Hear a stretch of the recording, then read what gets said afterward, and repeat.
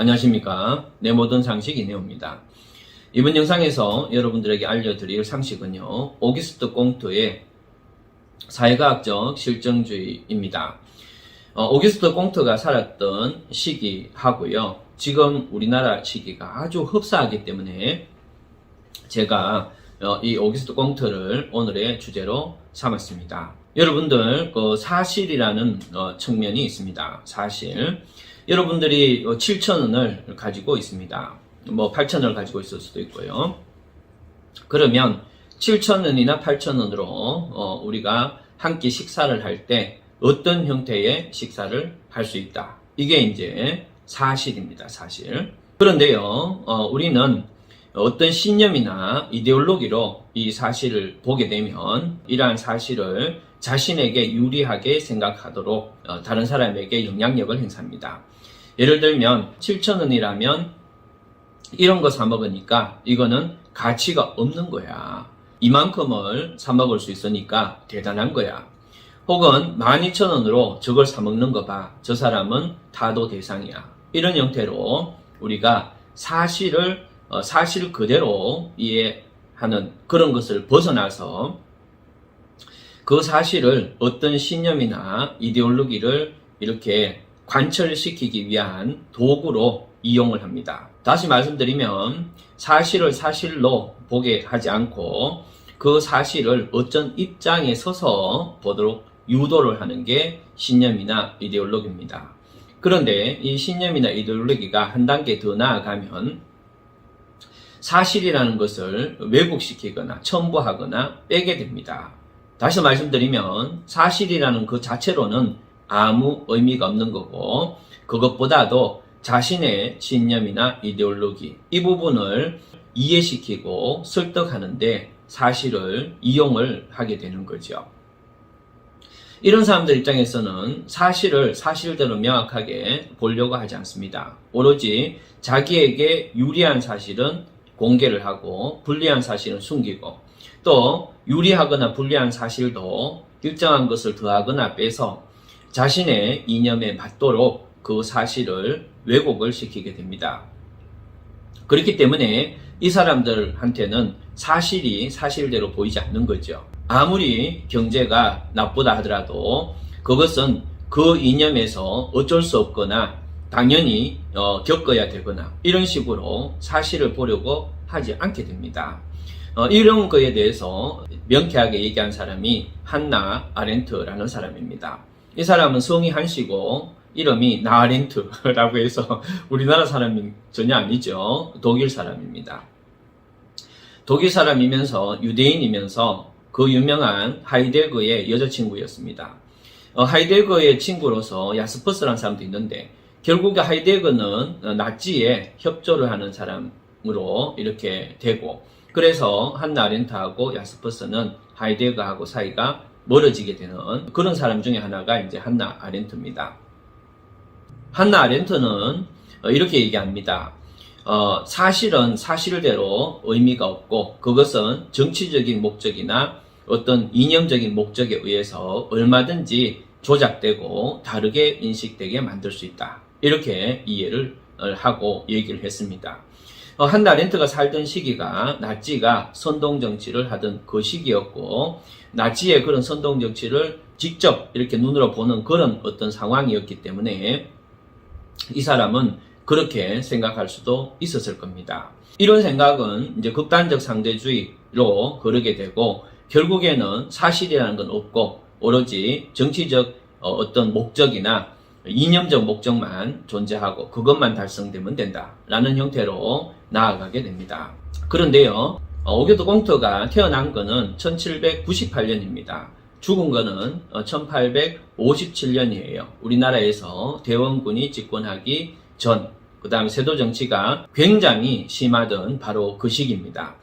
그런데 이 당시에 프랑스 상황이 바로 지금 우리나라 상황하고 아주 유사했습니다. 이 사람이 살던 시기를 잠깐 보면 1815년에 이 사람이 17살 때죠. 1815년에 나폴레옹의 어떤 시기가 끝이 나는 그런 상황이었고, 그 다음에 1830년, 32살 때죠. 1830년하고 1840년, 그러니까 42살 때쯤 되는데, 이때 이제 프랑스에서는 7월 혁명, 2월 혁명 이런 게 일어나서 왕정이 복고되기도 하고 공화정이 다시 회복되기도 하고, 또 사회주의나 이런 것들이 극심하게 이렇게 유행하던 바로 그 시기에 이 사람의 시기입니다.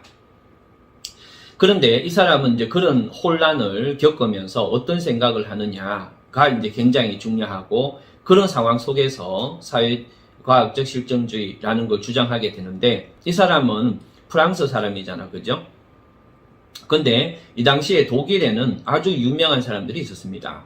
독일에는 바로 헤겔하고 그 다음에 괴테하고 베토벤 이런 사람들이 이 사람의 젊은 시기 때 독일에 있었고, 이 사람이 30살쯤 되던 1830년 전후해서 이 세 사람이 모두 비슷한 시기에 죽습니다. 그래서 괴테나 베토벤이나 그 다음에 헤겔 이런 사람들이 죽고, 이 당시에 이 공투하고 좀 교류를 했던 사람은 영국의 존 스튜어트 밀이라는 사람입니다. 존 스튜어트 밀의 아버지가 이제 제임스 밀인데, 제임스 밀이 아니고 존 스튜어트 밀하고 좀 교류를 많이 했어요. 그 중에서 이 사람에게 큰 영향을 끼친 것은 헤겔입니다. 우리가 흔히 오기스트 공트 이렇게 얘기할 때는 다윈의 그 진화론 이런 것도 얘기하긴 합니다만은, 이 사람의 어떤 사상에 큰 영향을 끼친 것은 헤겔이고요. 어쨌든 이런 분위기 속에 있던 사람이고, 그 다음에 이 사람에게 결정적인 영향을 끼친 것은 바로 과학이라는 과학혁명 이후에 계속됐던 과학적 진실, 이 부분이 이 사람한테 영향을 끼치게 됩니다. 자, 그러면 이제 간단하게 설명하면, 이 사람의 핵심 포인트는 사실은 헤겔이 있습니다. 헤겔은 이제 어떻게 얘기하는가 하면, 인간이나 사회의 모든 존재는 관계성 속에 존재한다, 이렇게 봅니다. 나와 다른 사람의 관계일 뿐만 아니고 안정된 것과 갈등의 어떤 관계, 이런 끊임없는 관계 속에서 이루어지는데, 인간과 인간 관계 속에서 어떤 관계가 중요한가 하면 안정된 관계는 중요하지 않다는 겁니다. 갈등의 관계가 중요하다, 이렇게 봅니다. 그것은 인간의 정신이든 안 그러면 실질적인 관계든 상관이 없습니다. 자, 이 사람은 이런 갈등 관계가 어떤 의미를 갖는가라고 하면 이렇게 봅니다. 내가 만약에 이효리라는 사람이 아주 우아하고 품이 있다, 이렇게 지금 생각하고 있는 상태입니다. 이게 이제 나의 정신적인 안정 상태입니다. 그런데 이런 상태에서 내가 이효리가 개를 개패듯이 패는 걸 봤습니다. 그렇게 되면 나는 이효리에 대해서 어떻게 생각하는가 하면, 우아하고 품이 있는 그것을 버리고 개를 개패듯이 패는 이런 사람으로 완전히 바꿔서 생각하는 게 아니고, 기존의 이효리의 품이 있고 우아한 그러한 상황과 지금 개를 개패듯이 패는 상황을 결합시켜서 그 이효리를 이해한다는 겁니다. 그러면 그런 상태에서 이런 이해와 다시 충돌되는 상황이 발생합니다. 어린애를 물려는 그 개를 막 이렇게 개패듯이 패서 어린애를 구했다, 이게 나중에 알려졌어요. 그러면은 이제 우아하고 품이 있었던 이효리와 개를 개패듯이 팼던 이효리와 그 다음에 어린아이를 구하려고 했던 이효리가 섞여서 이제 내 머릿속에 이효리에 대한 생각이 발생하는 거고, 그러면 그런 과정이 계속되면 결국에는 나는 이효리에 대한 완전한 진리를 체득할 수 있다, 이렇게 보는 게 변정법입니다. 그런데 이것은 인간 개인에게만 나타나는 게 아니고 사회에서도 그렇게 나타난다는 거예요. 그래서 사회가 어떤 일정한 수준에서 안정되게 되면 그 사회는 그러한 안정과 갈등이 있는 상황에 직면하게 되고, 그러한 직면을 통해서 새로운 어떤 진리를 깨닫게 되고, 이런 식으로 사회도 끊임없이 변정법적 관계 속에서 어떤 절대적 진리를 향해서 간다, 이렇게 보는 게 헤겔의 생각이고, 결국에는 이러한 과정을 거쳐서 절대적 진리에 우리는 도달하게 된다, 이렇게 보는 게 이 사람 생각입니다. 역으로 얘기하면 절대적 진리에 의해서 인간은 끊임없이 어떤 행동을 하게 되는데, 그 절대적 진리라는 것을 실현시키기 위해서 인간이나 사회는 끊임없이 스스로의 어떤 진로를 만들어 간다, 이렇게 보고, 결국에는 절대적 진리에 의해서 모든 사회나 모든 인간은 인간의 행동이 이루어지는데 그 부분만 보면은 개인은 그 진리에 어긋나는 행동을 이렇게 해나가지만 할 수도 있지만 결국에는 최종적으로 그러한 활동 자체도 그렇게 절대적 진리에 벗어나는 행동 자체도 점차 절대적 진리로 다가가게 하기 위한 그러한 과정에 불과하다 이렇게 봅니다.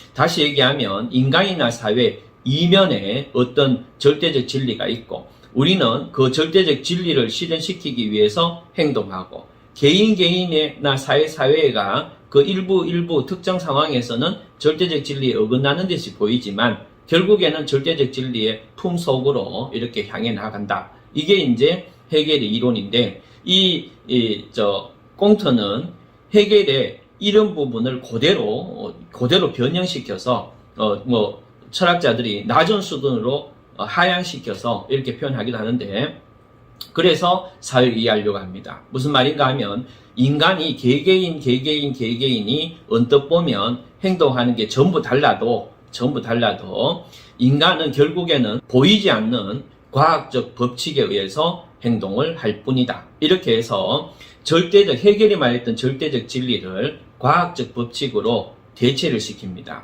그래서 이 사람은 인간 개개인이 전부 주관을 갖고 전부 개별적으로 자유롭게 행동하는 듯 보여도 결국에는 인간의 행동은 우리가 아직 밝혀내지 못한 그러한 법칙에 의해서 행동할 뿐이다. 이렇게 이 사람은 생각하게 됐습니다.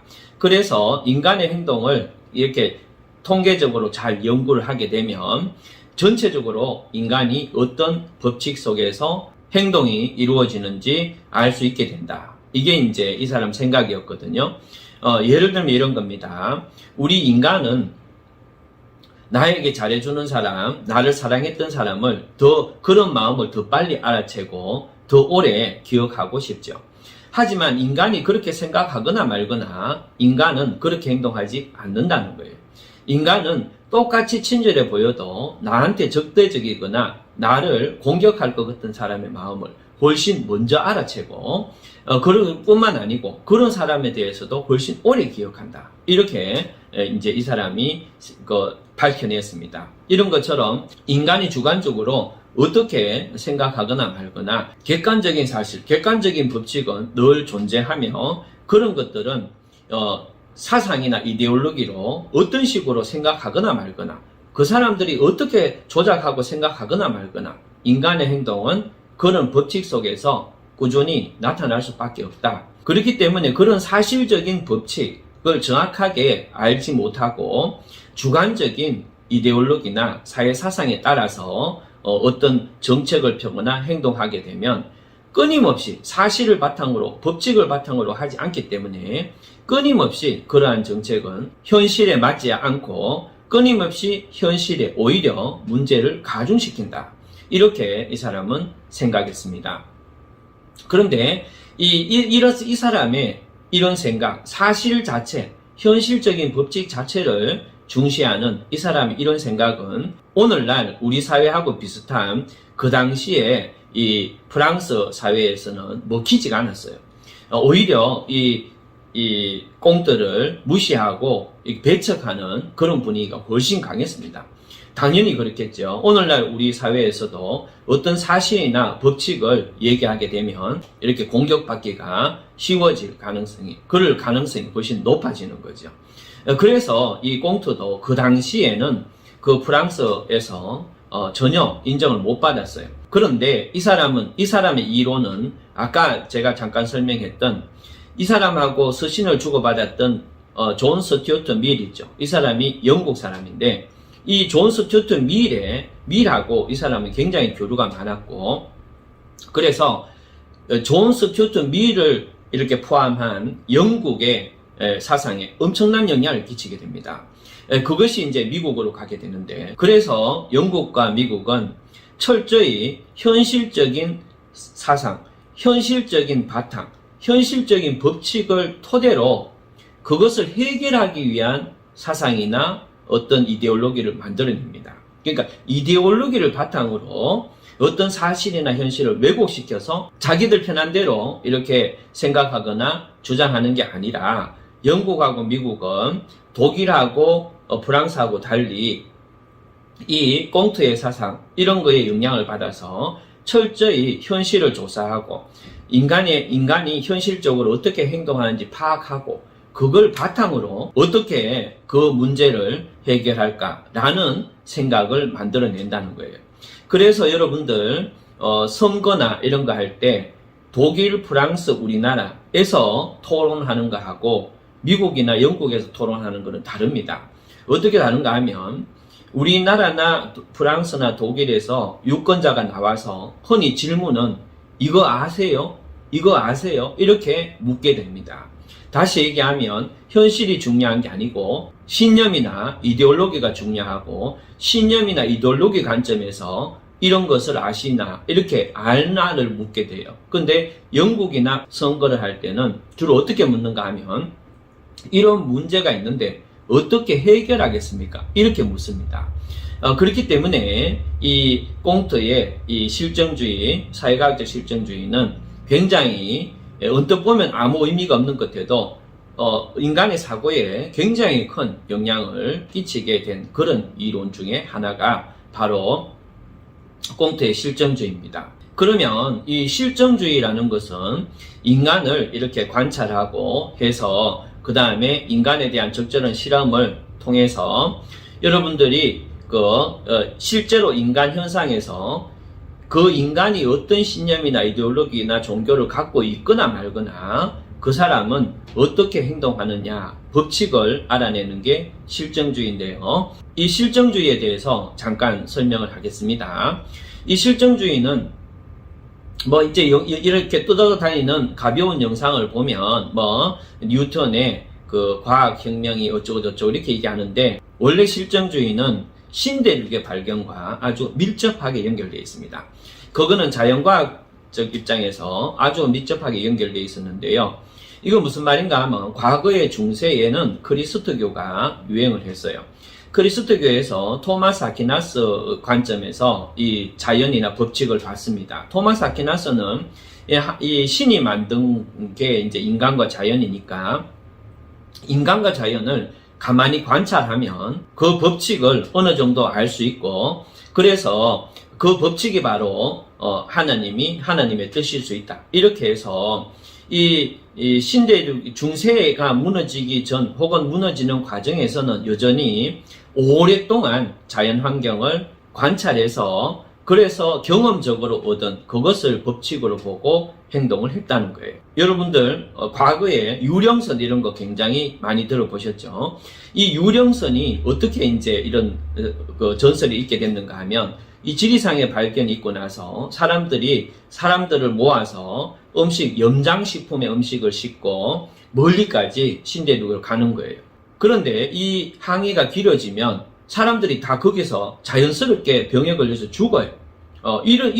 그래서 그냥 자연스럽게 죽은 상태에서 배가 떠돌기 때문에 그야말로 유령선이라는 전설이 시작되게 된 계기죠. 그런데 사람들이 이런 거 왜 이렇게 죽을까? 옛날부터 관찰해 본 바로는 연장식품으로 오랫동안 살 수 있는데 왜 이럴까? 바로 여기서부터 실정이라는 개념이 방법이 등장하게 됩니다. 과거처럼 오랜 기간 이렇게 자연을 관찰할 수가 없어요. 그래서 이 사람들은 아마 이러면 이럴 거다 라고 해서 그걸로 실험해보고 아니야 이러면은 다 죽을 거야 이렇게 해서 실험해보고 그렇게 해서 과거에 오랫동안 이렇게 자연을 관찰하는 걸 벗어나서 인위적인 가설을 세우고 그런 가설을 증명하기 위해서 신속하게 실험이나 이런 것을 진행하고 그 결과 어떤 법칙의 가부를 결정했다는 겁니다. 그래서 그런 결과 이 실정적 연구는 어떤 가설을 먼저 세운 다음에 그 가설을 입증해 가고 그런 가설에 대해서 이게 이렇게 적절한가 안 한가가 밝혀지면 그 가설을 폐기하고 다른 가설을 넣고 이런 형태의 자연과학이 처음 나타나게 된, 즉 실정주의적 자연과학이 처음 나타난 것은 결국에는 지리상의 발견하고 밀접합니다.